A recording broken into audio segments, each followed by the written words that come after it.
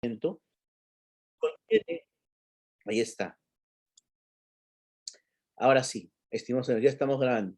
Si bien es cierto, como sostengo, la ley de régimen disciplinario tiene aportes a la defensa, al debido proceso, tiene incongruencias dogmáticas y que podrían generar incluso la declaratoria de nulidad de un procedimiento disciplinario en una etapa jurisdiccional.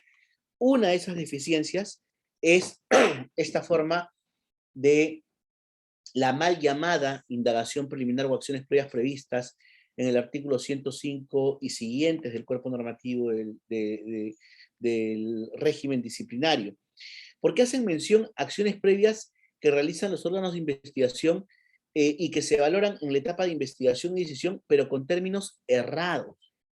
Esta incongruencia radica en la propia formulación temática del apartado, es decir, en la propia redacción de la norma. ¿Por qué? Porque de la lectura de la norma uno puede deducir claramente que acoge una de las teorías menos aceptadas por la dogmática del derecho disciplinario, y que es aquella que refiere que las acciones previas formarían parte de un procedimiento disciplinario como un todo, perdiendo autonomía de ser una etapa exclusivamente de indagación. Ustedes tienen que advertir, amigos, si pueden eso leerlo en todos los libros, que doctrinariamente las acciones previas, reconocidas igualmente como indagación preliminar o indagación disciplinaria, son acciones de carácter eventual, son prematuras, pues solo tiene lugar cuando no se encuentran suficientes elementos de juicio y por tanto existe duda sobre la procedencia de la investigación disciplinaria. Por tanto, dicha indagación tiende a verificar o por lo menos establecer cierta aproximación a la ocurrencia de la conducta, si ella es constitutiva o no de la falta disciplinaria y la individualización del presunto autor. Por tanto, las acciones previas o la indagación preliminar concurren necesariamente cuando se conoce la identidad del presunto infractor, pero no se puede advertir que la conducta sea manifiestamente ilícita, o conociéndose la conducta manifiestamente ilícita no se puede identificar al presunto infractor. Bajo esas condiciones, la dogmática reconoce el aporte de la indagación preliminar y de las acciones previas, pero estas no forman parte del procedimiento disciplinario, sino que es un acto procesal preclusivo, independiente, autónomo, razón por la cual el administrado no puede tener la categoría de investigado, como lo tiene en la ley 3714. Y es más, y desde el momento de la notificación de la acción previa, no se le pueden pedir descargos. El descargo no es otra cosa que la desvinculación de cargos. ¿Y los cargos qué cosa es? Imputación. Entonces, ¿por qué? Porque los descargos solamente pueden ser brindados ante la oportunidad de controvertir las pruebas que sostienen una investigación disciplinaria. Todo lo anterior son acciones procesales que están permitidas para una actuación procesal, para la posibilidad de conocer algunos hechos que van a ser determinantes en la imputación, ok, o para armar la imputación, sí, pero las acciones previas o la indagación preliminar no pueden ser una etapa del procedimiento. No pueden identificar al administrado como investigado y mucho menos le pueden pedir descargos, porque lo que reconoce la dogmática, el derecho disciplinario para las acciones previas es que al administrado se le identifica como el indagado y en lugar de descargos lo que se le pide es su versión libre. Porque yo no le estoy imputando nada en la acción previa.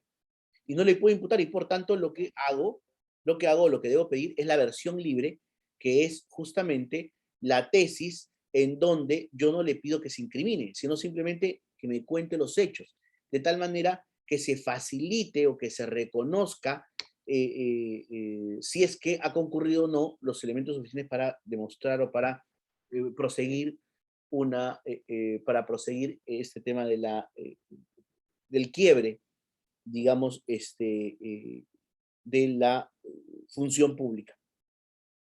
Entonces, el ejercicio de la potestad disciplinaria, que es una de las más importantes manifestaciones del ius punendi, que los venimos conversando, que es el objetivo principal del régimen disciplinario, que es un privilegio de la administración, es una obligación en el ámbito disciplinario, tiene discrecionalidad en el ámbito sancionador, se ejerce, se apertura, ya sea a través de la resolución de incoacción o la resolución de acciones previas. Pero ojo, la resolución de acciones previas, vuelvo a repetir, es una potestad disciplinaria, punitiva, facultativa, no es obligatoria y no forma parte del procedimiento disciplinario. El error contenido en la norma de señalar en la indagación preliminar la apertura de un proceso con la identificación del investigado y solicitarle descargos, no hace más que generar no solamente una confusión, sino además podría motivar a que a nivel jurisdiccional pueda solicitarse la nulidad de toda esa etapa porque estaría considerándose que esta formaría parte del procedimiento disciplinario cuando no es así. La acción previa tiene por finalidad únicamente la constatación si existen elementos suficientes para abrir o no el procedimiento, reforzando de esta manera la incoacción del expediente sancionador y evitándose eventuales daños que podrían irrogar al administrado, al policía injustamente procesado, si tras la tramitación del expediente administrativo se demuestra la inexistencia de una infracción. ¿A cuántos oficiales, por ejemplo, han removido de su cargo de comisarios y no han llegado a cumplir o no han llegado a tener el puntaje anual para poder postular? Y resulta que luego los absuelven, pero ya no les devuelven el puntaje. Los retornan probablemente a su lugar, y si eso ocurre, pero el puntaje no se lo van a retornar. Entonces, el procedimiento disciplinario puede concurrir en él muchas veces miles de vulneraciones y por tanto la indagación preliminar, tal como está redactada en la norma, para mí es una cuestión que vulnera derechos. Nosotros debemos entender que esta etapa es una etapa eventual, independiente, autónoma, y la doctrina sostiene que la resolución que la ordena no requiere notificación personal.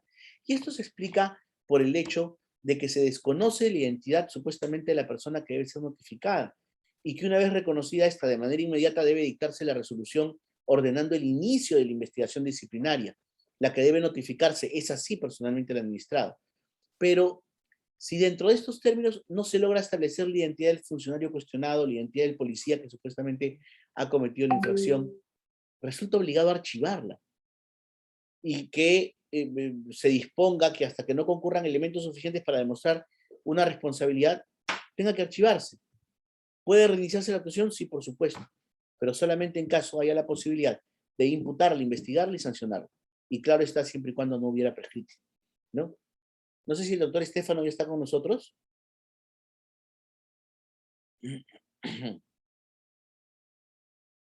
Todavía no. Bueno, entonces, sí, no sé si alguien quisiera contribuir, si alguien quisiera hacer algún comentario.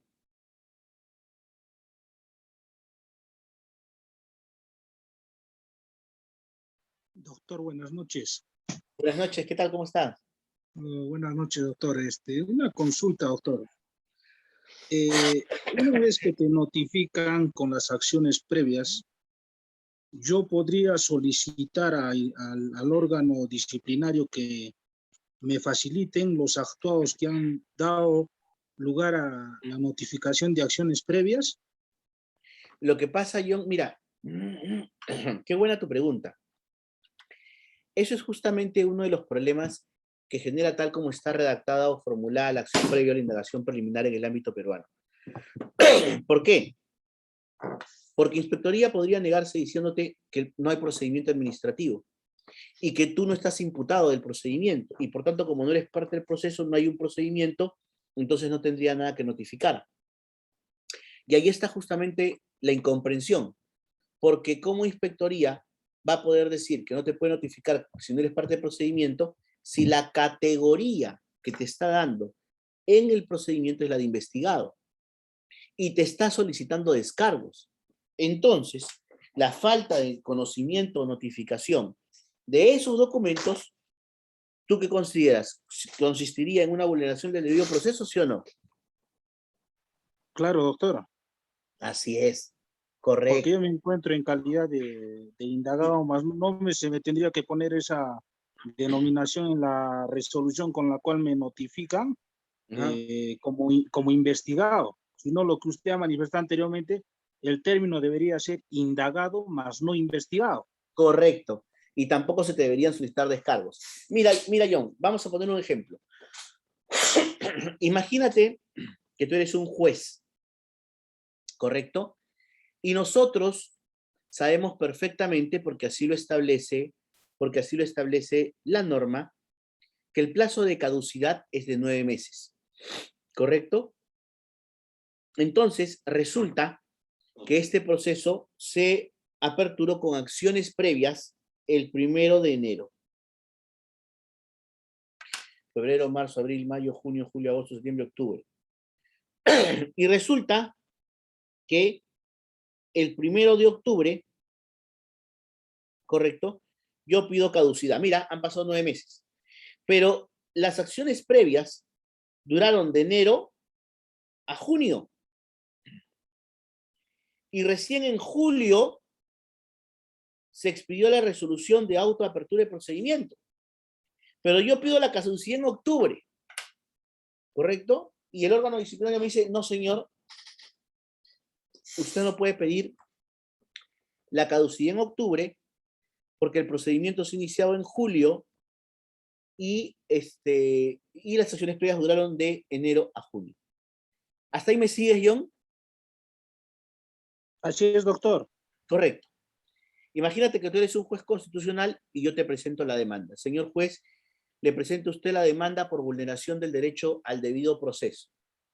Y usted de repente me va a decir, pero doctor Santibáñez, si la ley 3714 establece que el plazo para pedir la caducidad son 9 meses, pero desde el momento que se apertura el procedimiento disciplinario. Entonces yo le voy a poder decir a usted, discúlpeme, señor magistrado John Paulo Álvarez, fíjese usted, tal como está redactada la norma, en realidad la resolución de acciones previas es una resolución de apertura de procedimiento. Porque desde el momento que me notificaron las acciones previas el 1 de enero del 2021, yo tengo la categoría de investigado, porque así lo determina la ley. No solamente eso, señor magistrado, también me solicitan descargos, porque así lo determina la ley. Y los descargos no es otra cosa que la desvinculación de cargos, ¿correcto? Entonces, fíjese, investigado y descargos. Señor magistrado, en realidad estamos frente a una indagación preliminar fraudulenta, conforme lo previene la dogmática, el libro de la doctora Marta Lucía Bautista, que habla justamente sobre la indagación preliminar fraudulenta, que es la acción que toma la administración para simular una indagación preliminar y generar indefensión al administrado. Señor magistrado John Paulo Álvarez, usted con esta explicación, ¿declararía fundada mi demanda?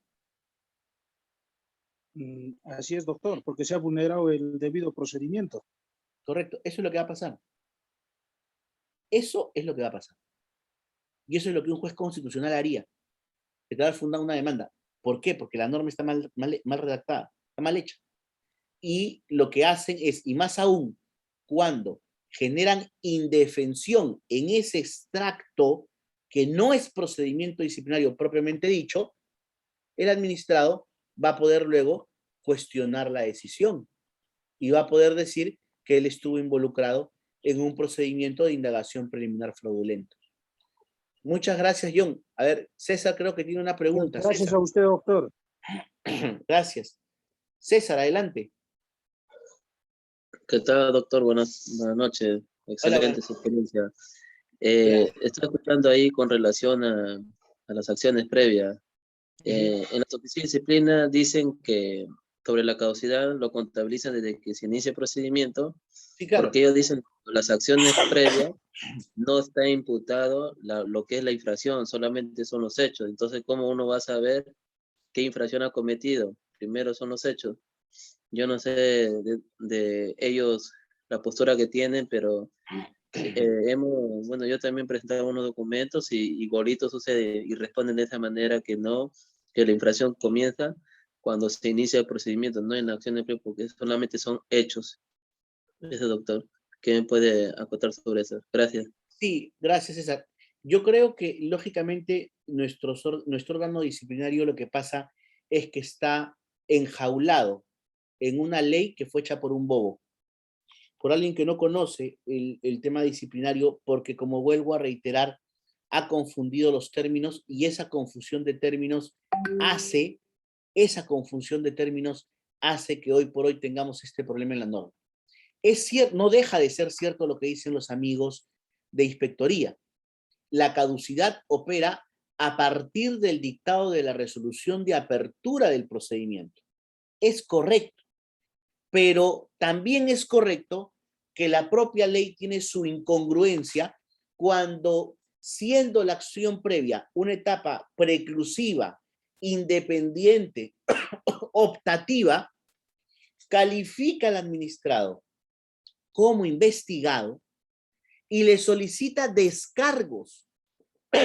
El descargo es una desvinculación de cargos. Entonces, lo que no debería pedirse son descargos, sino versión libre. Y al administrado debería llamársele indagado, no investigado. El inconveniente justamente es ese. ¿Por qué? Porque el curso de una fase previa es el de recaudar pruebas, establecer la identidad del funcionario cuestionado, determinar la existencia de una conducta, si esta conducta constituye una falta disciplinaria, si es una finalidad primordial o es una vez cumplida automáticamente si debe expedirse el auto de incoacción o no. Pero lo que debe facilitar principalmente la acción previa es el recaudo de pruebas para identificar la presunta identidad del presunto infractor o la conducta típica. Y es más, y advirtiendo esto de manera inmediata, no puede continuar la acción previa. Lo que tiene que hacerse inmediatamente es aperturar proceso disciplinario, porque de otra forma estaríamos ante una indagación preliminar o acción previa fraudulenta. Ahora, la cuestión aquí es que tal como se encuentra, y vuelvo a repetir, tal como se encuentra redactada nuestra norma, tal como se encuentra diseñado el procedimiento disciplinario, ¿correcto? Y tal como se encuentran descritos los términos de las partes, genera una confusión. Genera una confusión porque se trata de un trámite que debió ser bastante sencillo, simplemente para sustentar su eficacia o su racionalización debió autorizarse que se habilite una etapa de investigación, pero que no implica lógicamente la imputación y mucho menos se le exige al administrado que se desvincule, porque lo que tiene que acreditar acá la administración es que realmente la conducta se ha producido. ¿Yo por qué tendría que solicitar al administrador que se desvincule con un descargo? No tiene sentido, y mucho menos otorgar la categoría investigado. Y ahí viene el problema. Porque un abogado sumamente audaz, un abogado sumamente inteligente, así como ustedes que están aquí en este curso, lo que podría hacer es irse a Poder Judicial y solicitar la nulidad de todo, por vulneración del derecho de debido proceso. Señor, pedí en etapa de acciones previas la copia del expediente. No me la dieron, me voy en un amparo. Oye, es que todavía estamos en acciones previas. Disculpe, señor magistrado, acá según la ley soy investigado y me está pidiendo descargos. Tengo derecho a informarme. Te tomaste el proceso. Esas son las deficiencias que ocurren en la ley, ¿no? Entonces, ahora, ustedes, ¿de dónde creen que vienen las acciones previas? ¿De dónde creen ustedes que nacen las acciones previas? ¿Quién me podría decir de dónde nacen las acciones previas? Sí, Roger, efectivamente. El artículo 259 dice 9 meses a partir de la imputación de cargos, pero la confusión que está, la forma como está, vuelvo a referir, redactada la norma, redactada, puede generar confusiones y que posteriormente habilitan conductas para poder demandar a nivel judicial. Pero bueno, como les refiero, ¿de dónde creen ustedes que viene la acción preliminar o la indagación preliminar o la acción previa? ¿Cuáles son sus antecedentes próximos? ¿Quién me podría decir? A ver, si sabe alguien. Del derecho disciplinario colombiano, doctor. Viene mucho más antiguo, John. Mucho más antiguo es. Miren. Latino, doctor. Latino, ¿de dónde? ¿De dónde? De latín. Miren, la indagación previa o la acción previa o la indagación preliminar, ¿saben de dónde viene? Del derecho canónico. del derecho canónico, desde la época de nuestros antepasados. Y esto es curioso mencionar porque, fíjense ustedes, en el derecho canónico, la decisión de iniciar un proceso está reservada al ordinario. ¿Quién es el ordinario? El sacerdote. Entonces, el sacerdote, de acuerdo al derecho canónico, el ordinario, es el que decide finalmente si es que inicia un proceso o no. Y no puede nunca comenzar un proceso de modo automático, o nunca se puede iniciar un proceso de modo automático, ni tampoco por exigencia de otra persona. Entonces, el Código de Derecho Canónico, en su artículo 1717, le obliga al ordinario a que antes de iniciar un proceso disciplinario, haga una investigación previa, siempre que reciba la noticia de un posible delito, lo cual puede llegar al ordinario por denuncia, notoriedad de los hechos o cualquier medio de información. Ahora, en este sentido, en el derecho canónico, ojo, en el derecho canónico, la investigación previa o la indagación previa es una obligación y que le impone la ley al ordinario, que le recuerda la responsabilidad que asume a su función pastoral y que a él le corresponde velar por el cumplimiento de todas las leyes de la Iglesia.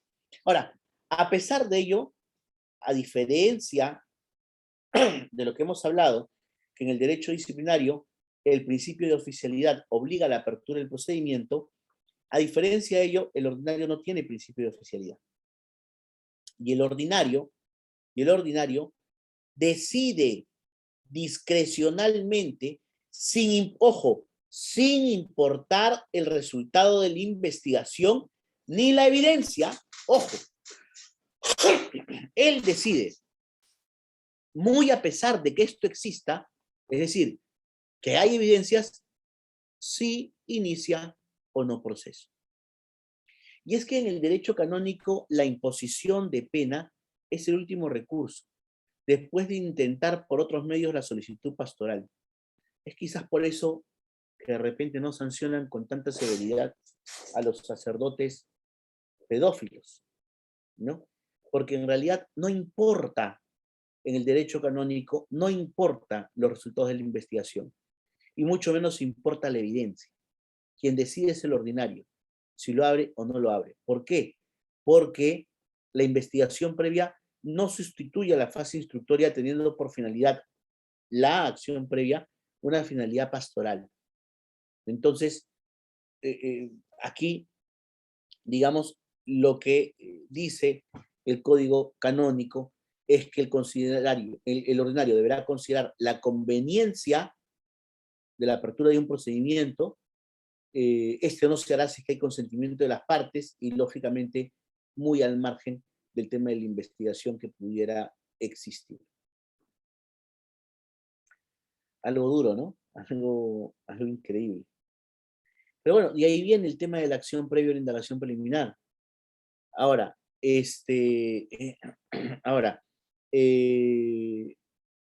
denme un minuto, por favor. Ahora, continuando con esta apreciación de los procedimientos regulares en la administración pública, debemos sostener con esto que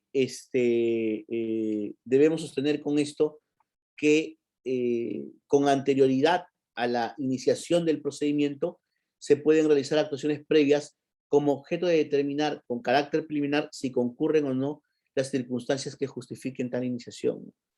En especial, estas actuaciones se orientan a determinar con la mayor precisión posible los hechos susceptibles de motivar la incoación del procedimiento, de identificar a la persona o a las personas que están involucradas o que pudieran resultar responsables, y a las circunstancias relevantes que concurran en la imputación. Entonces, así, con anterioridad al acuerdo de iniciación, podrá el órgano competente abrir un periodo de información previa con el único fin de conocer las circunstancias del caso concreto y la conveniencia o no de iniciar un procedimiento, ¿no? Igual debe considerarse que las actuaciones previas van a ser realizadas por los órganos que tengan atribuidas las funciones de investigación, averiguación inspección de la materia y el órgano competente para la iniciación o resolución del procedimiento. ¿Alguna pregunta hasta aquí? No sé si el doctor Estefano ya se sumó a nosotros.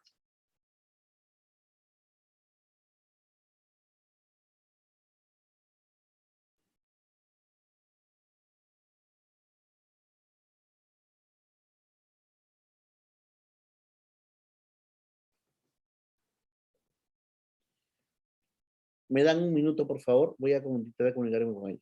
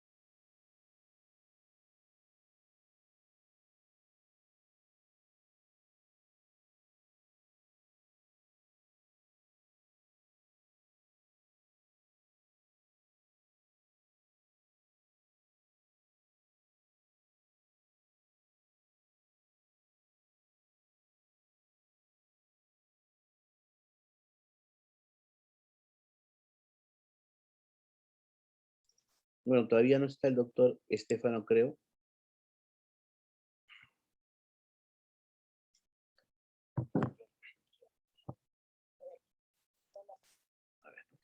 Bien, entonces, estimados amigos, continuando justamente con este tema, ¿cuál es la finalidad entonces si nosotros estamos hablando de todo este tema de la acción previa o la indagación preliminar?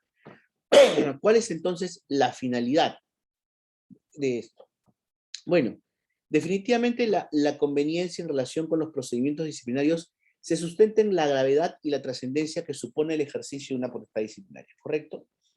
La administración podría ser sujeto o podría sujetar a un procedimiento disciplinario a un administrado de manera innecesaria, resultando pues el inicio inexcusable y más aún cuando probablemente no resulte ser fundada la pretensión de la administración, presumiblemente porque no hay una conducta infractora, porque no se puede identificar presuntamente a quienes cometieron este supuesto ilícito disciplinario. Y para esto, o para evitar que la administración de alguna u otra manera, digamos, explore innecesariamente frente a un hecho en donde no tendría que explorar, sino más bien acreditar la concurrencia para la apertura, tramitación, juzgamiento y ejecución de un procedimiento disciplinario. Para evitar esto, lo que se hace es una indagación preliminar, una acción previa, para sustentar razonablemente el inicio de un procedimiento y tener una imputación concreta contra un efectivo policial. Es por esto que la doctrina más autorizada ha dicho que tales diligencias que son previas constituyen en realidad una garantía asegurada o que busca asegurar el correcto ejercicio de la potestad sancionadora y que eviten lo posible falsas acusaciones sin una base legal, sin una base fáctica, precipitadas, u otras, por ejemplo, ejercidas beneficiando al administrado o N razones, cuando posteriormente de aperturarse resultarían infundadas. Y esto es, digamos, esto es un bonito gesto, por llamarlo así, o una bonita exposición que incluso recoge el maestro Ernesto Ginesta en su título de investigación preliminar en el procedimiento disciplinario. Lo cierto es que, creo yo, las acciones previas, si bien es cierto, deberían ser un medio habitual para que la administración, desde un punto de vista legal, pueda esclarecer hechos y pudiera conocer realmente si estos hechos tienen trascendencia disciplinaria y constituyen realmente o mantienen suficiencia para aperturar un procedimiento, lo cierto es que su utilización, al menos creo yo, aquí en el Perú muchas veces no es correcta. y no es correcta y no resulta pertinente, porque la administración muchas veces, conociendo la identidad del presunto infractor y conociendo que la conducta es una conducta típica, igual apertura acciones previas, ¿para qué? Para practicar medios probatorios a escondidas de la defensa, ¿no? Para practicar elementos con inconcurrencia de quienes tienen que ser sometidos al procedimiento, ¿no? Y una serie de cuestiones o razones que resultan, digamos, incongruentes con respecto a los principios que tienen que respetarse en el procedimiento disciplinario. Es por ello que siempre se dice que la indagación previa o la acción previa o la indagación preliminar, su aplicación tiene que ser muy cuidadosa, porque podría significar un arma de la administración para vulnerar derechos de los administrados, sobre todo cuando en esta acción previa o indagación preliminar se le perturba o se le desconoce el ejercicio de determinados derechos, potestades y garantías, ¿no? Se dispone que no, digamos, o no se le reconoce el hecho de ser notificado el expediente o el hecho de practicar una adecuada defensa. ¿Y cómo es que esto se debe evitar? La doctrina establece que esto se debe evitar cuando, una vez identificado el presunto infractor o identificada la conducta típica, se cierra la acción previa. Y automáticamente debe dar lugar a la apertura del procedimiento. ¿Para qué? Para que no se sigan practicando sobre ella actos de administración en donde no se permita la participación del investigado. Es decir, se debe incoar el procedimiento disciplinario como una garantía y debe desestimarse cualquier otro procedimiento que pueda ser practicado dentro de una acción previa o indagación preliminar fraudulenta que se presenta cuando, conociéndose la identidad del presunto infractor y que la conducta es típica, se continúa manteniendo el proceso en esa fase. La demora, la paralización, la prolongación innecesaria de la duración de las actuaciones previas, la conducta antijurídica y la falta de lealtad procesal constituyen fraude. Y constituyen un fraude procesal. Y esto es antijurídico porque en realidad los fines de la administración, que es el mantenimiento justamente del orden institucional en el caso de la policía, los fines persiguen que el proceso que se vaya a llevar a cabo sea un proceso con garantías, sea un proceso justo donde se permite el tema de la defensa y en donde el requerimiento probatorio sea exigible para que la contradicción que practique el investigado dentro del régimen pueda ser también una adecuada.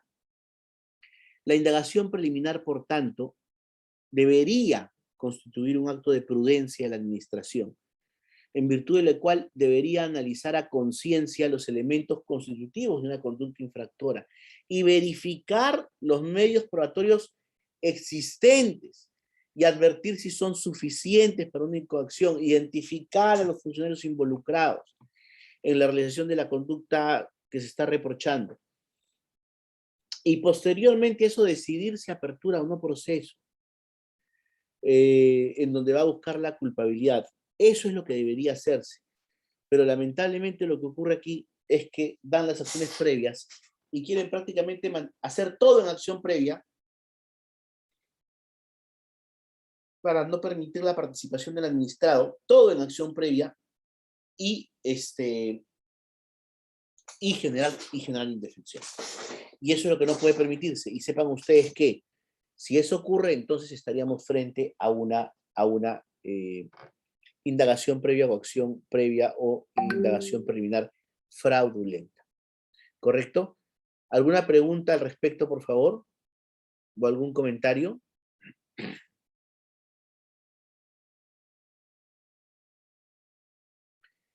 ¿Alguna pregunta al respecto? Doctor, buenas noches. ¿Cómo estás? Su oficial de segunda Julca Macayo, Luis Alberto. Para expresarle una inquietud, ¿no? Basado en que el régimen disciplinario, al momento de que detecta una falta, disciplinaria. O sea, lo que he entendido es que tendría que iniciarse con lo primero que sería solo indagar, más no comenzar por acciones previas. No, a ver, la acción previa es indagación previa. La acción previa es indagación. Lo que estamos hablando es que la acción previa solo debe concurrir cuando no se conozca la identidad del presunto infractor o conociéndose la identidad no se advierte que existe una conducta omisiva o comisiva o un ilícito disciplinario. Si es que, mejor dicho, ante la mera sospecha de que hay algo, de que o que hay una conducta que afecta el interés jurídico de la ley de régimen disciplinario, puede aperturarse acciones previas. Pero si tienes tú, imagínate que estás en inspectoría, pero si tú tienes la seguridad, que es la seguridad vinculada a la identificación del presunto infractor, está identificado, ya has identificado su conducta, la acción previa no tiene sentido. Por eso es que se dice que esta es facultativa, no es obligatoria. No tiene sentido la apertura de acción previa porque ahí lo que tendrías que hacer simplemente es emitir el auto de coacción o la resolución de apertura de procedimiento y continuar el procedimiento. Eso es lo que tendría que hacerse. ¿Me entiendes? Doctor, si me Sí, permite, Conforme, por favor. gracias. Sí, Doctor, si me permite, por favor. sí, En por un favor. caso de violencia familiar, si ya inspectoría tiene conocimiento de que o tiene individualizado al presunto infractor en vista que ya existe una pericia psicológica, asimismo un reconocimiento médico legal, daría lugar a acciones previas en vista de que ya, en lo particular para mí ya se tiene, ¿no? Identificado al agresor supuestamente, ¿no? Que es un efectivo policial. E inspectoría tiene pues, ¿no? En sus manos el reconocimiento médico legal de la víctima, así como el informe médico del Centro de Emergencia Mujer. Eso daría lugar a un inicio de procedimiento administrativo disciplinario, mejor dicho, al inicio de acciones previas o de frente al inicio del, perdón, al inicio del inicio del procedimiento administrativo sancionador. Muchísimas gracias por tu pregunta, John. Y en realidad yo creo que ahí se genera una controversia. Te voy a explicar cuál es la controversia. Desde mi punto de vista, ¿no? Yo respeto a todos los demás, pero creo que desde mi punto de vista. Primero, que ahí estás hablando de iniciar un procedimiento administrativo sancionador con prueba trasladada, porque esa no es una prueba generada por la policía, sino que es una prueba trasladada por la fiscalía. Entonces, al ser una prueba trasladada, lo que tienes que hacer es incorporarla en el procedimiento. Y para incorporarla, lo primero que tienes que hacer es aperturar el proceso, pero tienes que darle lugar a que se defienda la persona. Entonces, ahí, al ser prueba trasladada, incluso puede ser hasta discutible. Porque, mira, John, por ejemplo, esta prueba por lo general lo obtienen de la fiscalía, pero si no, pero la única prueba, para mí, al menos desde el punto de vista legal, en ese tipo de cosas, es una sentencia judicial.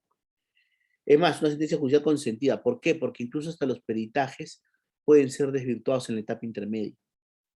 ¿Qué pasa si nosotros tenemos una prueba trasladada, pero esta prueba trasladada, al momento que pasa la etapa intermedia, no supera el filtro? Y resulta ser que, o incluso en el mismo juicio oral, es desvirtuada. Porque de repente el perito utilizó una técnica inadecuada, no respetó el protocolo, existen una serie de cuestionamientos que podrían hacerse de manera científica.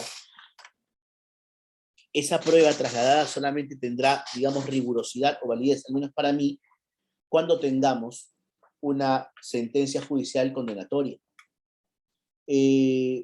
Yo creo, y es mi punto de vista, que en ese supuesto de prueba trasladada, mejor dicho, cuando la prueba trasladada está siendo utilizada para aperturar un proceso, yo creo que lo ideal para salvar la legalidad del tema sería iniciar acciones previas.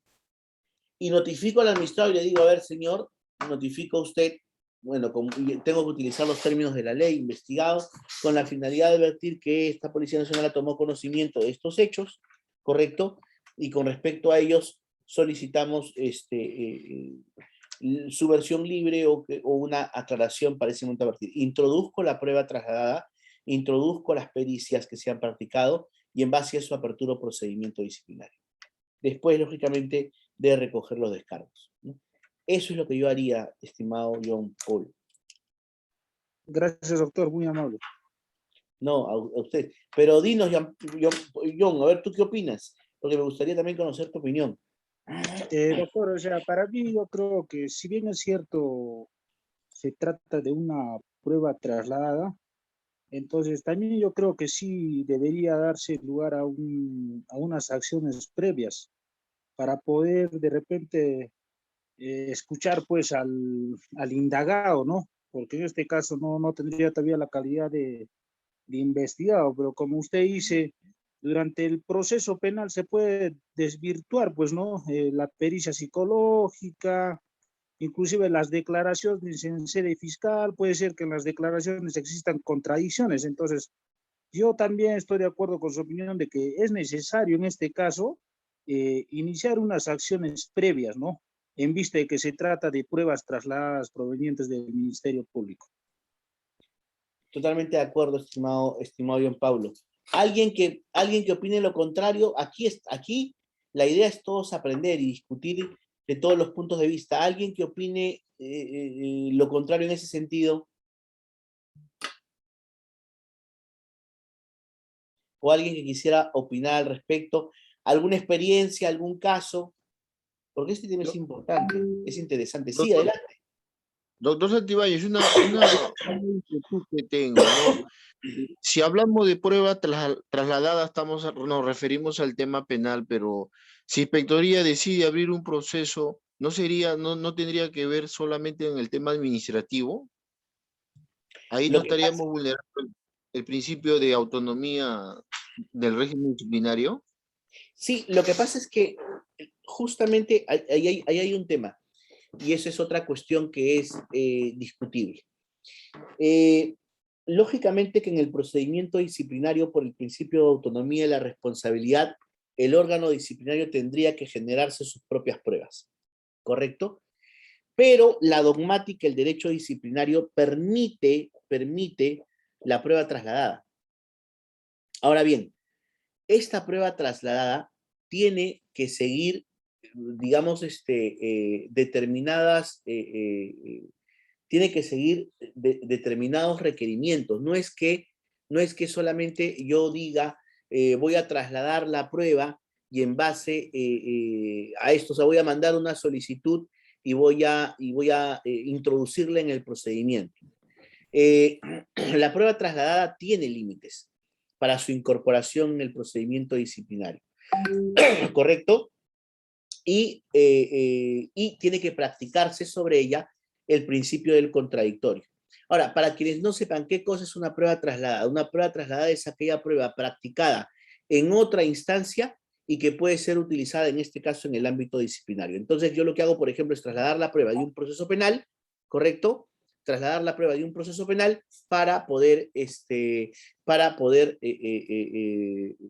hacer, digamos, o participar de ella dentro del procedimiento. Es posible, perdón. Ya estoy aquí. Ah, perfecto, amigo. Estoy hablando de la prueba trasladada. Entonces, ¿es posible? Sí es posible. Sí lo permite la dogmática el derecho disciplinario, pero aquí la cuestión, estimados amigos, es que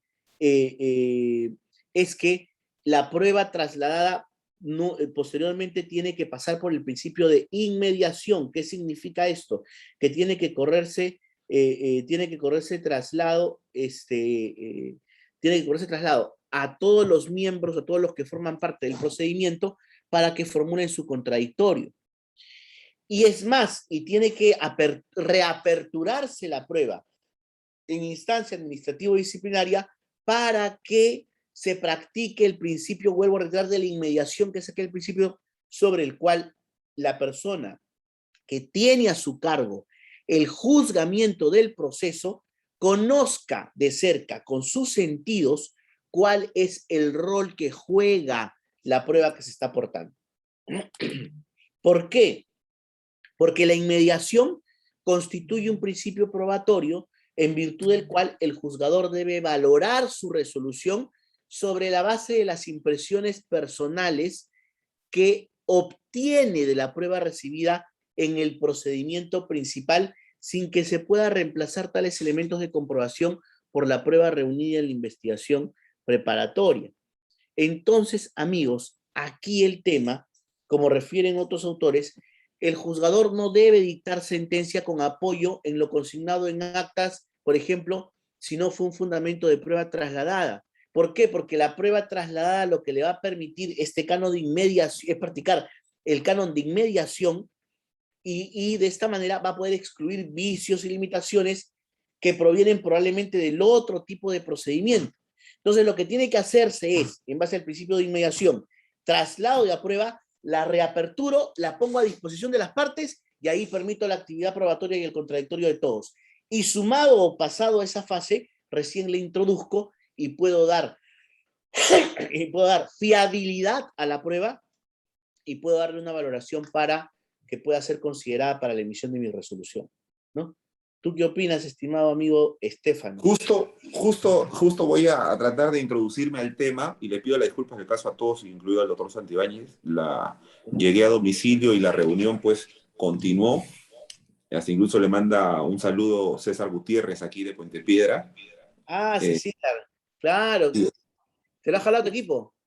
Sí, ha estado en mi oficina y justo me habló de usted, ¿no? César es un gran amigo mío de hace muchísimos años, un gran tipo y un líder ahí en Puente Piedra, ¿no? Es. Un líder. Bueno, doctor, yo tengo una posición, creo que es parecida a la de usted respecto a la prueba trasladada, ¿no? Que, como usted bien claro lo acaba de indicar ahorita, si ese medio de prueba en el proceso principal no ha tenido la oportunidad de contradecirse y ejercer el derecho a la defensa, ¿cierto? No podría ser posible trasladarla. Correcto. ¿Por qué? Porque en muchos aspectos el policía en esos procesos penales puede ser considerado testigo, ¿no? Entonces, lo que hace a veces incorrectamente las oficinas de disciplina es trasladar esa prueba, hacerla suya, iniciar el procedimiento y muchas veces hasta incluso pasar a la situación de retiro. Entonces, no podría ser posible trasladar el tema de los medios de prueba, ¿no? Porque sería ilegal trasladar un medio de prueba porque el efectivo policial no ha contradicho, porque su situación jurídica nunca fue pues la del imputado en un proceso penal, sino la de un testigo, ¿no? Entonces, es importante señalar, y hasta incluso voy a citar el artículo 175 de la 2744, que señala claramente, ¿cierto?, que si en un proceso principal no se ha contradicho los medios de prueba o habiendo sido excluidos, no podrán trasladarse a un procedimiento disciplinario, ¿no? Entonces, ¿qué debe hacer la Oficina de Disciplina, doctor Juan José? Hacer el control de esta actuación de medios de prueba propios conforme al 175 de la 2744. Hasta incluso tenemos a muchos juristas que se han pronunciado al respecto, ¿no? Hasta incluso podríamos detallar también el artículo 198 del Código Procesal Civil, doctor, ¿no? Que señala que las pruebas obtenidas válidamente en un proceso tienen eficacia en otro. Pero el traslado de medios de prueba solo es válido cuando esos medios de prueba se hayan contradicho. Ahora, en el 30714, en la 30714 ya en el régimen disciplinario, puedo decir que hay un pequeño avance sobre la prueba trasladada, no la que debería, ¿cierto? Por ejemplo, el artículo 63 creo que es el 63, si ustedes me corrigen, no sé si es el 63.2, que habla cuando existe conocimiento del Ministerio Público, la Fiscalía Militar Policial, creo, y donde se encuentre comprometido el personal policial, el órgano de investigación, la oficina de disciplina, debe evaluar la pertinencia de la aplicación de esta presente norma, ¿no? Sí, creo que es el 63. Entonces, no es que se deje de lado, ¿no? El principio de autonomía de responsabilidad administrativa disciplinaria, sino que no se puede vulnerar el derecho a la defensa porque eso sería causal de nulidad posteriormente. Y eso sí es vulneración del artículo 10 de la 2744, ¿no? Entonces, es fundamental que la oficina de disciplina entienda que para no traer una prueba de traslado sea nula y ponga en riesgo estas garantías que le pertenecen a los efectivos policiales, la respeten y que se haya dicho que se merezca a una respectiva contradicción. Eso es cuanto tengo que señalar a la prueba trasladada, es mi poca experiencia, ¿cierto? Debemos desarrollarlo un poco más, estoy muy seguro que sí. Y entonces hay que tener mucho cuidado sobre ello, y sobre todo en los procesos de cohecho, creo que se dan eso, ¿no, doctor? Y el tema de conducción de estado de ebriedad. Creo que son los más habituales y podría incluir también el peculado, ¿no? Pero hasta incluso algunos dicen, pues, ¿no? Que la confesión sincera, la terminación, el tema de la, ¿cómo se llama cuando manejan estado de ebriedad? Principio de oportunidad. Qué oportunidad. El principio de oportunidad ya es una crónica de muerte anunciada porque está reconociendo, ¿cierto? En un proceso penal, un proceso principal, y que luego pues va a ser pues trasladada como medio de prueba por el órgano de investigación, ¿no? Entonces, pero a veces yo creo que podría generar esto algunas incongruencias y lógicamente que reduce el derecho a la defensa por la limitación que se le da a no defenderse prudentemente, ¿no? Y hasta incluso estos procesos de estado de ebriedad son los más rápidos. Son los más rápidos disciplinariamente porque lo único que hacen es trasladar la prueba y sacar la resolución, ¿no? Y hasta incluso no hacen informe oral, no hay inicio de procedimiento, entonces hay muchas cosas que se pudieran evaluar al respecto, ¿no? Totalmente de acuerdo, como lo referíamos aquí, o sea, el tema principal, creo yo, de la prueba trasladada, ¿no? Es la cuestión de la inmediación, ¿no? Y con respecto a la inmediación, ¿no?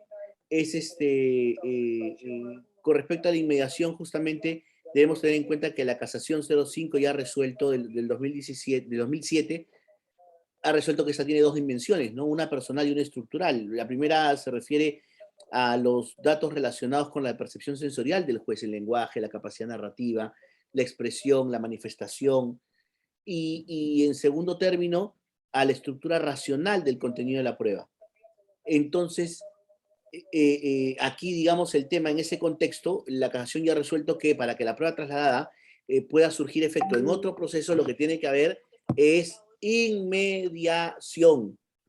Si no hay inmediación, entonces la prueba no puede trasladarse. Es un riesgo, es un riesgo.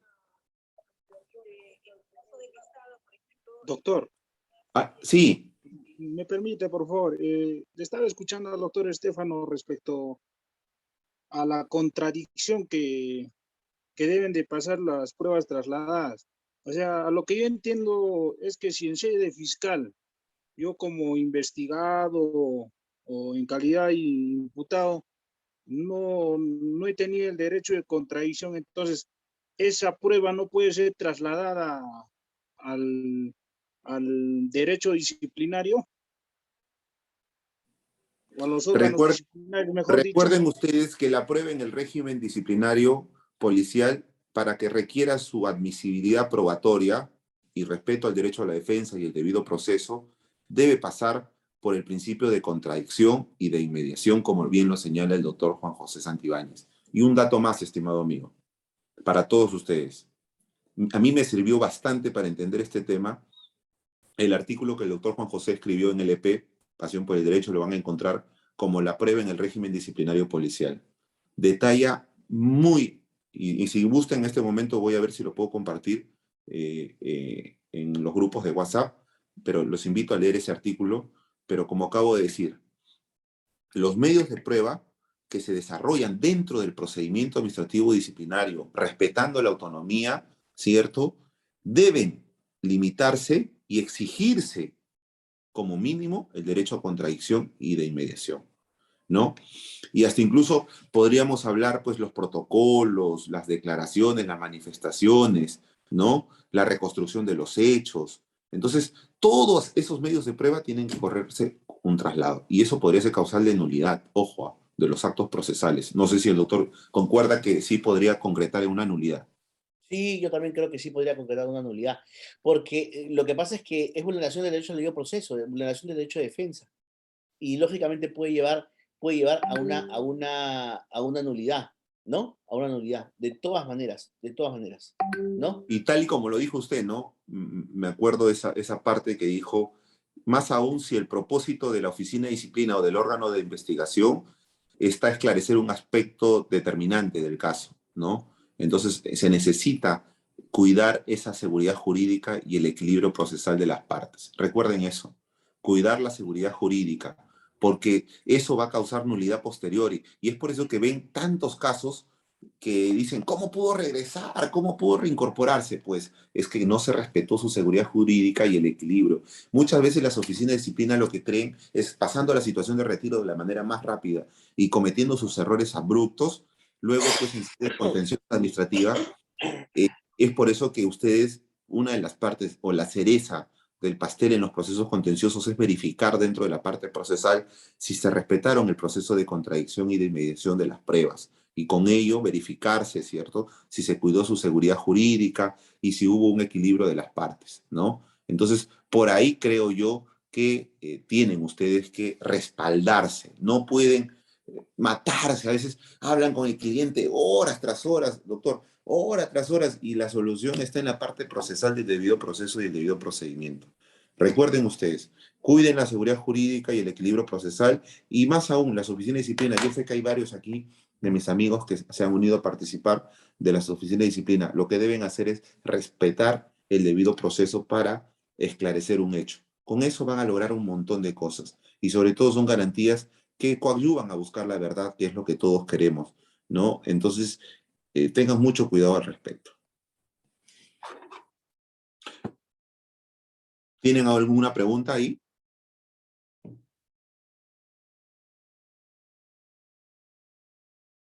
Muchas veces las resoluciones se tienen que concluir, hasta incluso, estimado doctor, ajustarse tanto a derecho y evitar las arbitrariedades, porque eso causa realmente un beneficio, quieras o no, al mal administrado en ese momento, pues que nuevamente pues, va a utilizar esa arbitrariedad para su beneficio, ¿no?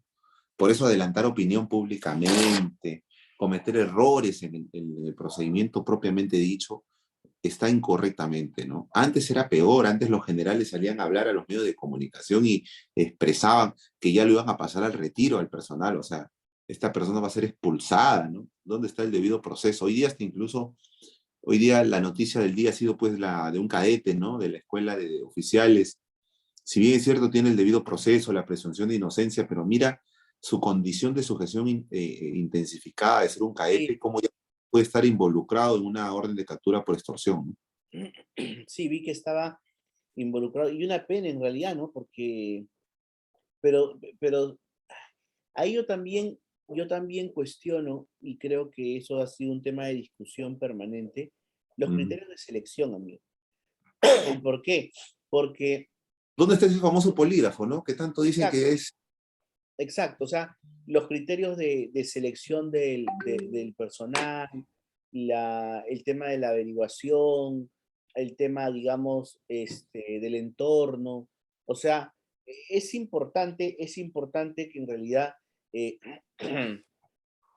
tenga que advertirse o referirse que en un proceso de selección tengan que existir todos los mecanismos para evitar que aquella persona que no tiene realmente la vocación se introduzca.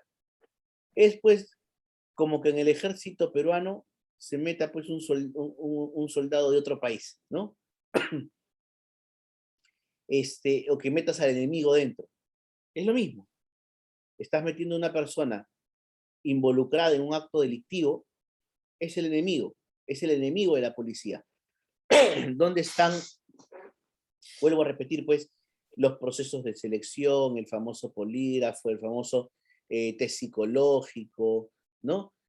Las averiguaciones. Yo recuerdo que hace muchísimos años mi papá me contaba, estoy hablando hace 15 años, que tú te acordarás, Estefano, cuando tú estabas en servicio, se hacían informes de inteligencia una vez que entrabas, ¿no? A los postos. Claro. Entrabas y, ¿no? Visitas domiciliarias. Claro, todas esas cuestiones que hoy por hoy creo que se han dejado a un lado, ¿no?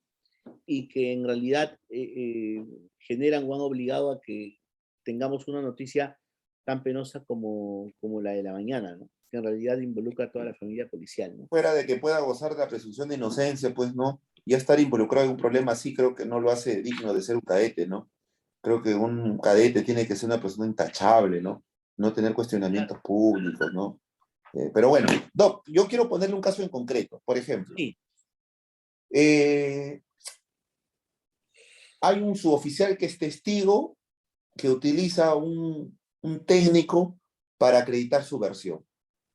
Y la oficina de disciplina decide tomarle su declaración. Y yo como abogado solicito participar en la declaración de este. Y este no me corre traslado de la notificación de la declaración. Y dice, doctor, yo solo le voy a hacer las preguntas y así no te deja participar en el proceso de la declaración. Te estaría vulnerando el derecho a la contradicción, ¿verdad? Sí, sí, yo creo que esa declaración podrías pedir la nulidad. ¿Por qué? Porque, como bien lo dices, se está vulnerando el principio de contradicción, que es uno de los principios básicos para justamente asegurar la importancia probatoria, para asegurar la actividad probatoria y sobre todo porque forma parte del derecho al debido proceso. Fíjate, estimado Estefano, el tema del derecho a probar es una prerrogativa muy, muy compleja. Y esa prerrogativa que es compleja está vinculada a la tutela del debido procedimiento y a la presunción de inocencia. Por tanto, es básico que no solo se dé la posibilidad a la persona de producir prueba, sino también de defenderse sobre aquella prueba que hubiera sido admitida o que hubiera sido producida incluso por la contraparte. Por eso es que la Corte Interamericana te dice que dentro del derecho de defensa concurre necesariamente la garantía de la contradicción del investigado y en cualquier etapa del procedimiento, de forma tal que esta actuación coadyuve a encontrar la verdad. Entonces, el derecho de defensa implica la plena posibilidad de controvertir cualquier prueba que se pueda exponer en su contra, la de proponer aquellas existentes a su favor, la de cuestionar las propuestas por quien acusa, las de controvertir oportunamente aquellas que han sido practicadas en otros fueros, es decir, la prueba trasladada, la de cuestionar decisiones procesales a través de recursos, ¿no? Incluso la de recurrir a una segunda instancia. Ahora, perdón, el derecho a la contradicción no es otra cosa que aquel derecho que tiene una persona para controvertir la prueba, sea esta prueba personal o prueba documental o prueba actuaria, para controvertirla bajo cualquier circunstancia. ¿Por qué? Porque la flexibilidad probatoria significa que ésta tiene que soportar cualquier tipo de cuestión que la contraparte pudiera hacerle para acreditar su rigurosidad y su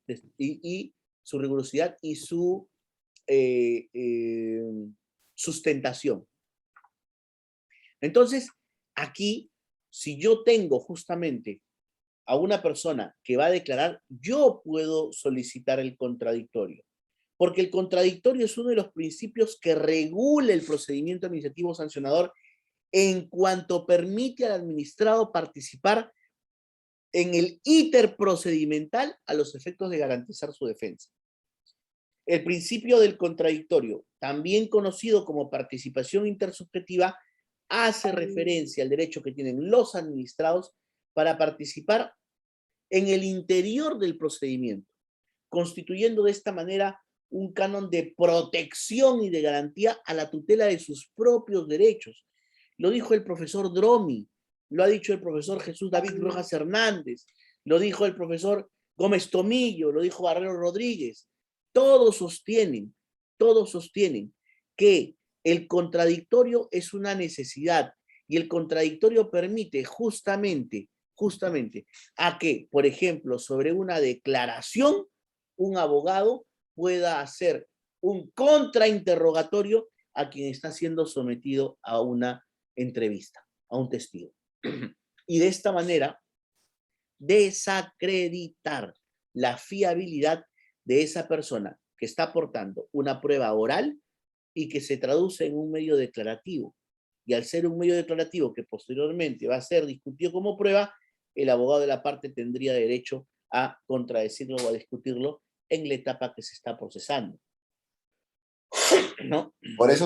Por lo tanto, diríamos que la inobservancia de esta posibilidad, ¿cierto?, constituye una clara vulneración al derecho a la defensa y al debido proceso, ¿no? Y hasta Claro. incluso los medios de prueba, tanto de oficio o de parte, que se puedan realizar, que resulten, como sabemos, conducentes, útiles y pertinentes, pues, ¿no? Y que generen convicción, deben ser sometidas a una contradicción. Por ejemplo, otro caso, Doc. En el penal de Cañete, una señora señala que en el proceso penal que le entregó dinero a un señor para que meta un chip, ¿ok? Exacto. Luego, este señor es intervenido en flagrancia, pero había sido pues sometido a error por el abogado que era su promoción de colegio, ¿no? Y este pues le había entregado un dinero supuestamente para pasar el chip, cosa que no fue así, sino que le había entregado un dinero para otra situación. Todas esas pruebas materializadas llegaron a un sobreseimiento en un proceso penal, ¿ok? Y luego lo que hace inspectoría, lo que hace el tribunal disciplinario es acopiar todos esos elementos de prueba trasladados en el tema penal que han sido sobreseídos, ¿cierto? Y no han sido sometidos a un derecho de contradicción y ni siquiera han tenido la amabilidad de notificar a la señora que dijo que le había entregado dinero a este policía supuestamente para pasar un chip, ¿no? Entonces, hemos presentado la demanda contenciosa, esperemos los resultados. Hemos basado bastante en el tema de la prueba trasladada, ¿no? Porque no hay. Uno tiene que contradecir, y eso es una seguridad jurídica. Por ahí nos dirían, pero doctor, eso está claro, que el señor, ¿está claro de qué? Si en el proceso penal se ha sobreseído.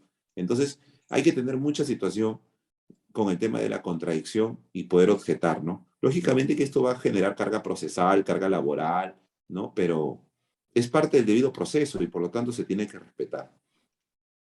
Bueno, Doc, ¿alguna pregunta por ahí? ¿Alguien que no la tenga claro hasta ahí?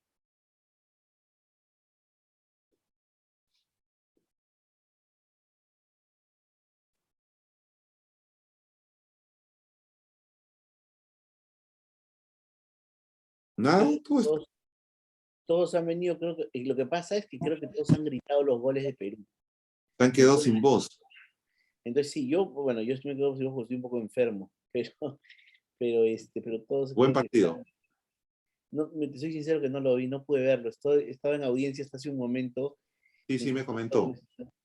Y bueno, vamos a ver cómo Ya. Entonces nos tocaría acciones previas, ¿cierto? Acciones previas que es Sí, una situación. hemos estado hablando ya de las acciones previas, ¿no? Ujú.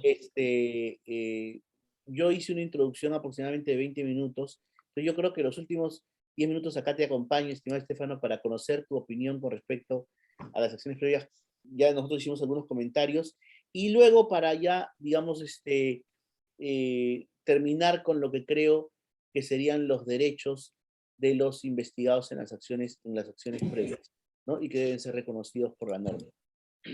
Dentro de la dogmática, considero que la 30714 ha desnaturalizado en algunas partes sobre el tema de las acciones previas, ¿no? Si bien es cierto, es una potestad facultativa que tiene las oficinas de disciplina, pero la finalidad de esas acciones previas, en conclusión, es garantizar el interés general tanto de la administración como del administrado. Entonces, hay una pregunta, creo. César, ¿alguna pregunta? Gracias, doctor. Sí.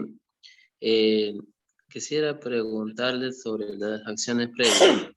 En relación Sí. de que a veces cuando investigan, hay un investigado, ¿no? Un presunto investigado. Y cuando ya van bueno, de toda la investigación se dan cuenta que ese policía no es responsable si no es otro. Entonces inicia un procedimiento. ¿Estaría bien ese procedimiento así que hagan o tienen que formar un documento, o un informe, lo que es acciones previas y luego iniciar el procedimiento al otro efectivo que tiene responsabilidad? Porque muchas veces he visto que dice un nombre y al final inicia un procedimiento a otro nombre. Y el efectivo que fue investigado, esa es mi pregunta, doctor. Ya. Gracias. Quiero entenderte, o sea, me dices que si debe ser necesario notificarle una resolución de acciones previas, ¿esa es tu pregunta? Sí, claro, cuando hacen las acciones previas hay un investigado, pero cuando ya hacen toda la diligencia, se dan cuenta que él no es responsable, sino es otro. Entonces, para iniciar el procedimiento, ellos hacen el documento de inicio de procedimiento, pero ya no del efectivo que estuvo en acciones previas, sino es otro. Entonces, muchas veces he visto que los colegios dicen, ¿por qué me inicias procedimientos si a mí nunca me has notificado por acciones previas?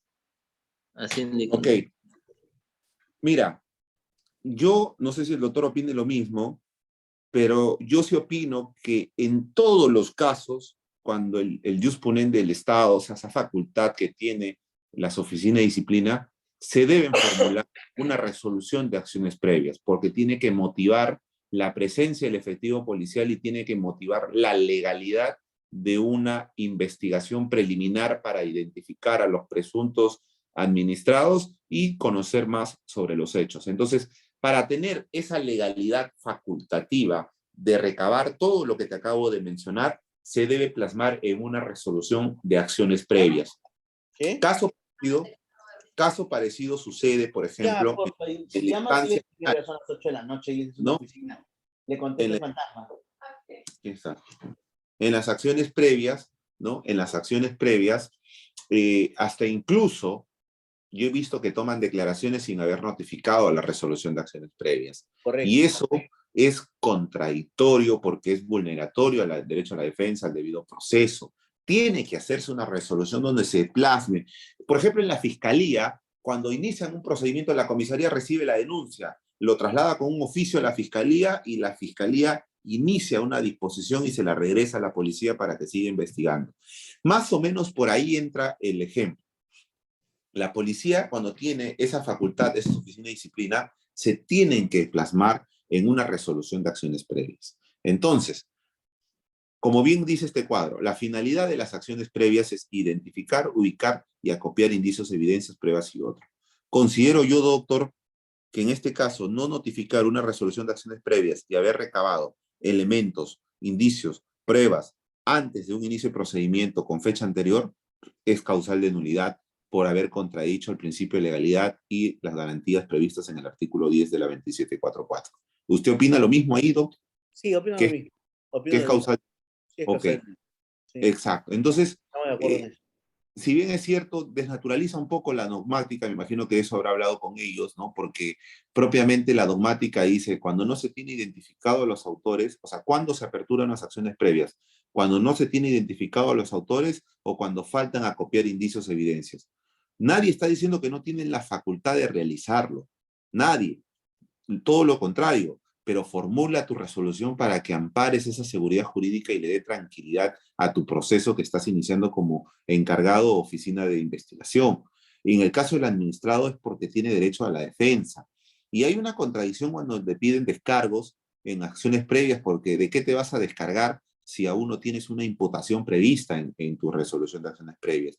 Todo lo contrario, muchas veces, lógicamente que algunos administrados están en proceso de ascensos y dicen, doctor, pero mejor hagamos un descargo para que ya la inspectoría no me fastidie porque me puede afectar mi ascenso, ¿no? Entonces, pero las acciones previas no deberían hasta incluso contestarse. Yo a veces en mi equipo digo, evalúen si deben contestar porque a veces lo que quiere la oficina de disciplina es que tú te lances a la piscina sin agua, ¿no? Y una vez que ya te lanzaste, hay cogerse de ese descargo para recién aperturarte un inicio de procedimiento administrativo disciplinario, ¿no? Entonces, hay que tener mucho cuidado con eso, ¿no? Entonces, yo básicamente, si vas a hacer un descargo, haz un descargo dogmático, contradiciendo el tema de las acciones previas, indicando que no se te ha tipificado, entonces estaría una vulneración en tema de formular descargos cuando no hay cargos alguna en ese momento, ¿no?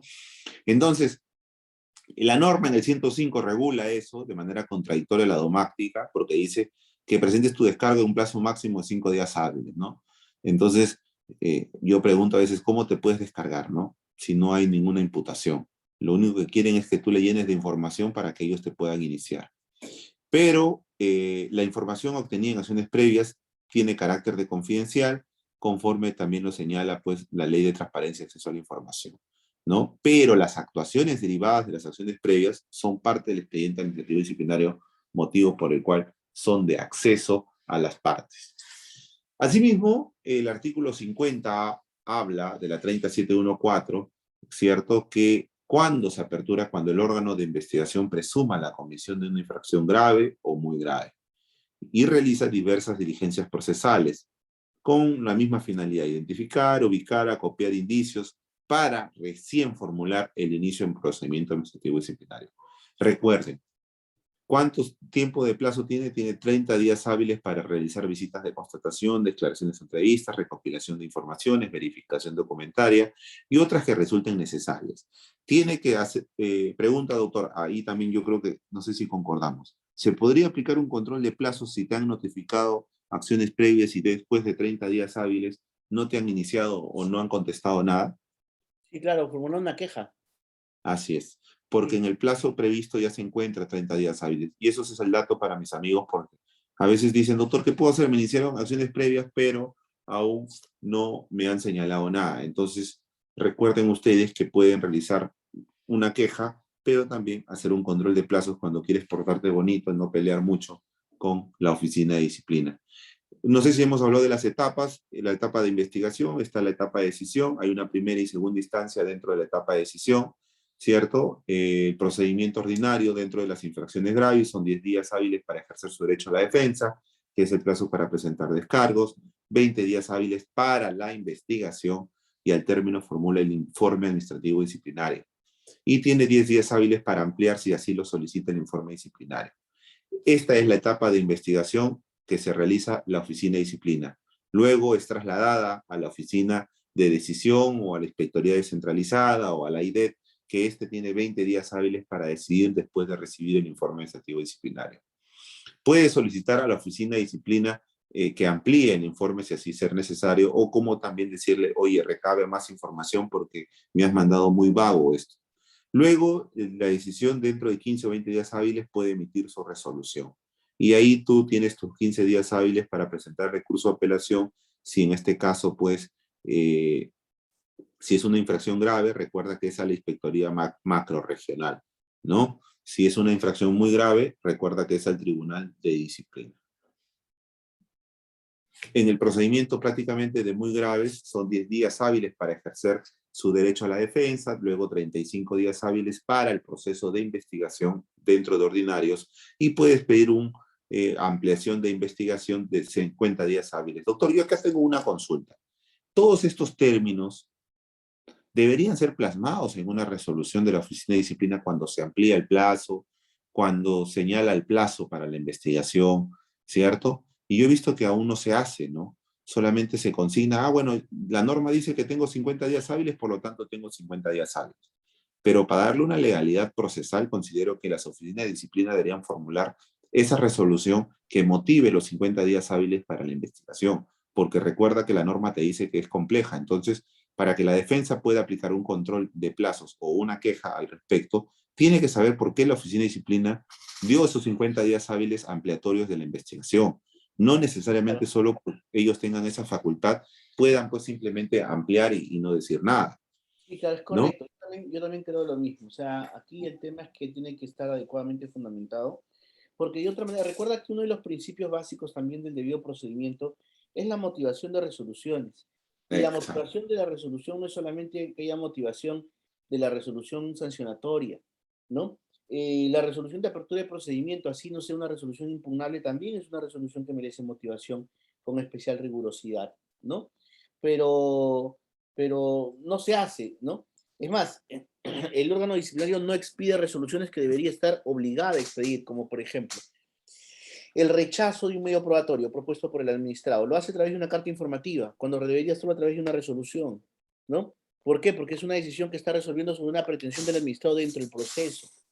No es una cuestión de mero trámite. Pero esas son las Yo fallas generadas por la ley, ¿no? Sí, pero por eso le decía que hay que mejorar, ¿no? Hay que mejorar eso porque puede causar en algún momento pues un tema del debido proceso. Y eso tendrían que evaluar ustedes que sin el expediente administrativo, ya que a veces no hay solución o no encuentran algún tipo de mecanismo de defensa, tienen que buscar la parte procesal. Por eso le decía que era importante analizar la parte procesal para los procedimientos contenciosos. Luego pasa a la oficina de decisión, 35 días hábiles para decidir, ¿cierto? Después de recibido el informe administrativo disciplinario.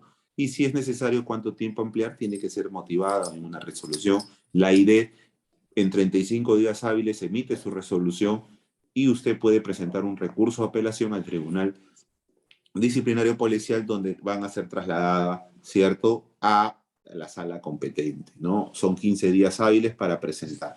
En el caso sumario es un poco diferente, son 13 días hábiles, 3 días hábiles para ejercer su derecho de defensa y 10 días hábiles para la investigación. Al término deben formular informe administrativo disciplinario. Muchas veces de los casos no se respeta el plazo, no se está cumpliendo a pesar de ser un proceso sumario, ¿no? Se atreven a aperturar un proceso sumario, pero no respetan el plazo. No sé si usted también habrá visto esos casos, doctor. En el tema de decisión son 10 días hábiles para decidir después de haber recibido el informe administrativo disciplinario, ¿no? Luego, si es necesario ampliar, cuánto tiempo. Y luego tiene 10 días hábiles para emitir su resolución y luego pues presentar 5 días para presentar su apelación. Aquí hay un tema que quizás en la otra clase lo vamos a hablar muy importante, que es la apelación y la variación y el levantamiento de las medidas preventivas. Así que yo los invito a participar. Yo voy a tener una clase muy larga con ustedes. Me acuerdo, doctor, usted viaja a él, ¿qué día es una clase? Me pidió que va a estar 25, creo que es. Sí, yo estoy viajando el 25 a Madrid. Tengo un tema importante, un caso importante. Uh-huh. Y estoy retornando. En esa clase te pido apoyo porque justo me agarra vuelo, ¿no? Entonces, en Sí, la sí, otra sí. sí voy a tratar de Sí, la estar. otra sí, de madrugada va a ser el esfuerzo, miren, de estar con ustedes, chicos, del doctor. Así que, doctor, ese día también yo voy a completar la clase, así que no hay problema. Valdera, ¿tienes alguna pregunta, creo? Sí, doctor, gracias. Gracias por el Sí. pase. Una consulta, mire. Para el órgano disciplinario, cuando amplía el plazo de caducidad de manera extemporánea, bueno, la mayoría he visto que toman el artículo 63 del Decreto Supremo 003 del reglamento respecto a los casos complejos y la ampliación del plazo. Pero se ha visto que en las resoluciones del tribunal no toman ese articulado respecto a la ampliación del plazo y solo se basan en que, como está previo a operar la caducidad, es que deciden ampliar el plazo. Eso es dentro de los... ¿Está dentro del principio de legalidad, doctor, o el Tribunal de Disciplina estaría de repente no tomando en cuenta los lineamientos para disponer la ampliación del plazo? Mira, para empezar, y esto hay que tenerlo claro, yo creo que aquí hay una interpretación que incluso los propios operadores disciplinarios no lo entienden. Se amplía el plazo que está por vencer, no el plazo vencido. Por eso es que la resolución que debería expedirse debería ser una resolución previa al vencimiento del plazo y notificada antes de que el plazo se venza. Si el plazo se venció hoy día y te notifican mañana, ese es problema de la administración porque ya generó un efecto jurídico. Hay que dejar simplemente constancia de ese tema, porque así lo establece la norma, así lo establece la ley. La ampliación tiene que darse antes y tiene que notificarse antes que el plazo venza, ¿no? Estimado Estefano, ¿tú qué opinas? Yo opino lo mismo. La notificación tiene que ser anterior, no puede ser posterior, porque eso ya es posterior y no podría iniciarse un procedimiento. Así que eso está cerrado. La notificación tiene que ser antes de que venza. Un día antes no importa, pero tiene que ser antes. ¿no? Yo creo que eso sí está clarísimo. Eh, Bueno, doctor, Doc, doctor, sí, disculpe, mi pregunta iba más a la fundamentación, porque he visto que los órganos disciplinarios sustentan esa ampliación, sí, efectivamente lo hacen antes de vencimiento del plazo, pero sustentan esa ampliación de acuerdo al artículo 63, como le dije en su momento, del reglamento, en donde hay unos requisitos previos, pero en el caso del tribunal ellos no cogen ese articulado, sino simplemente dicen, como está previo a vencerse el plazo, corresponde disponer la ampliación de plazo de caducidad. ¿Eso es legal? ¿Es válido?